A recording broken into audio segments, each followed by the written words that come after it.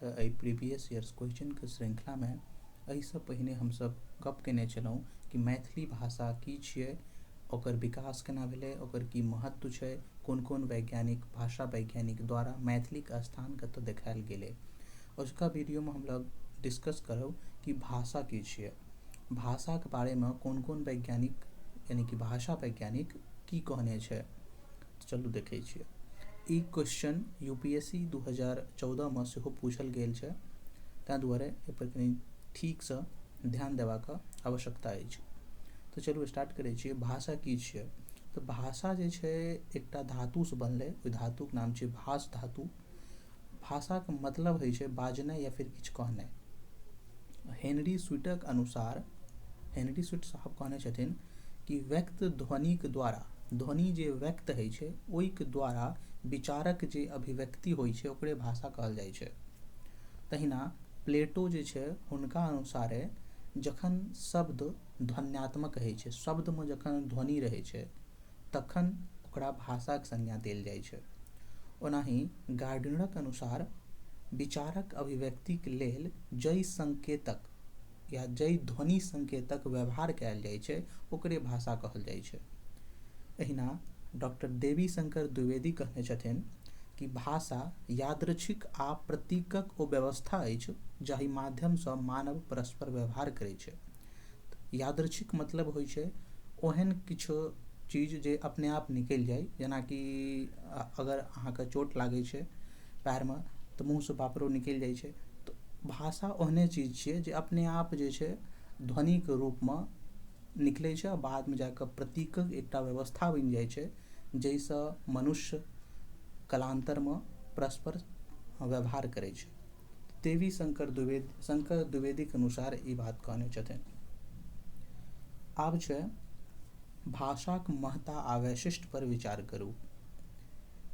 ई question अहाँके 2014 में 10 नंबरमे टिप्पणी करू में पूछने छलै, जेकि सबसँ पहिल क्वेश्चन रहै छै, ओहिमे 5 क्वेश्चनके एकटा इहो शामिल छलै।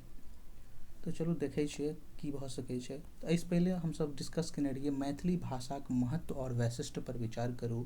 ओहोमे इएह सब बात रहै जे मैथिली भाषा की छियै, समाजक निर्माण, विकास, अस्मिता, सामाजिक और सांस्कृतिक पहचानके एकटा साधन छियै। तहिना कोनो भी भाषा ओहो जे छै समाजक निर्माण, समाजक एकटा पहचान, सांस्कृतिक पहचान, एहि सबके ओ महत्वपूर्ण साधन छियै।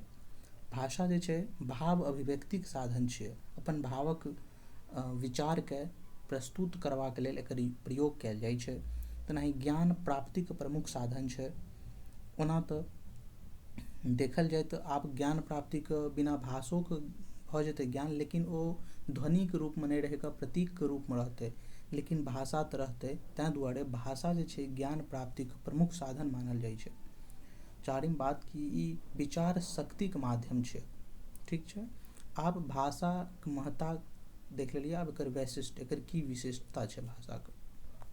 तऽ भाषा जे छै यादृच्छिकता, वह पहिलेवला बात कि भाषाके अपन अपन मूल शब्द होइ छै जे समाजक इच्छा अनुसार मानल जाइ छै। आ शब्द प्रायः सीमित होइ छै, लेकिन मनुष्य जे छै अपन आवश्यकताके अनुसार नित्य नव नव शब्दक रचना करैत करैत ओ अनेक वाक्यक रचना कऽ सकै छै। हुनकामे ओतेक क्षमता रहै छै, कोनो भी भाषाके शब्द अगर सीख लै छथिन तऽ। तहिना अनुकरण ग्राहिता, मानव जे छै ओ भाषाके अनुकरण द्वारा सीख आ ग्रहण कऽ सकै छै। बच्चा शुरूमे जे छै अनुकरणेके द्वारा, यानी कि सुनि कऽ, देख कऽ, नकल कऽ कऽ इएहके द्वारा ओ भाषा सीखै छथि।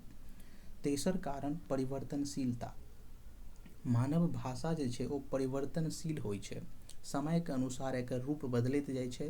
जेनाकि मैथिली शुरूमे एगो बोली रहै हिन्दीके, आब जे छै मैथिली एकटा स्वतंत्र भाषाके रूपमे अपन सत्ता स्थापित कऽ चुकल छै।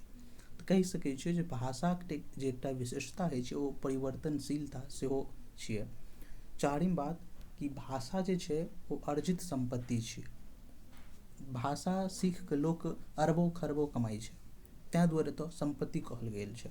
यद्यपि भाषा तऽ परम्परासँ लोकके प्राप्त होइ छै, लेकिन एकरा अर्जित सेहो कयल जा सकै छै। जेना आइ काल्हिमे अंग्रेजी सीख कऽ बहुत लोकसब सीखै छथिन, कहि सकै छियै अंग्रेजी जे छै ओ अर्जित करै छथिन। ओना परम्परासँ हुनका मैथिली, हिन्दी आओर जे भी मातृभाषा छै से सिखबाक अवसर भेटै छै। पाँचम बात कि भाषा जे छै सार्वजनिक सम्पत्ति छियै, ई ककरो बपौटी नहि छियै। भाषा कोनो विशेष व्यक्तिके सम्पत्ति नहि छियै और एहि पर नहि ककरो एकाधिकारे छै, केओ भी एकरा सीख सकै छै। लास्ट बात कि भाषा जे छै ओ जटिलतासँ सरलताक ओर उन्मुक्त रहै छै हमेशा। जेनाकि पाकिस्तान, तऽ पाकिस्तान नहि कहि कऽ पाक कहनाइ, ताहिसँ पता चलि जाइ छै जे हम पाकिस्तानके कहि रहल छी। तहिना जे छै संस्कृतमे रहै स्वर्ण, हिन्दीमे अयलाके बाद ओ सोना बनि गेलै। तऽ ई सब जे छै भाषाके जटिलतासँ सरलताक ओर उन्मुक्त लए जायवला उदाहरण छलै। तऽ आशा करब जे एतेक बात समझमे आबि गेल हैत। आब जे छै कि निष्कर्ष तैयार करैमे ई कहि सकै छियै जे भाषा जे छै मनुष्यक मुखसँ निकलल ओ सार्थक ध्वनि होइ छै, जाहिसँ मनुष्य विचारक आदान प्रदान करै छै। ठीक छै, आशा अछि कि अहाँ सबके ई नीक लागल हैत। बहुत बहुत धन्यवाद।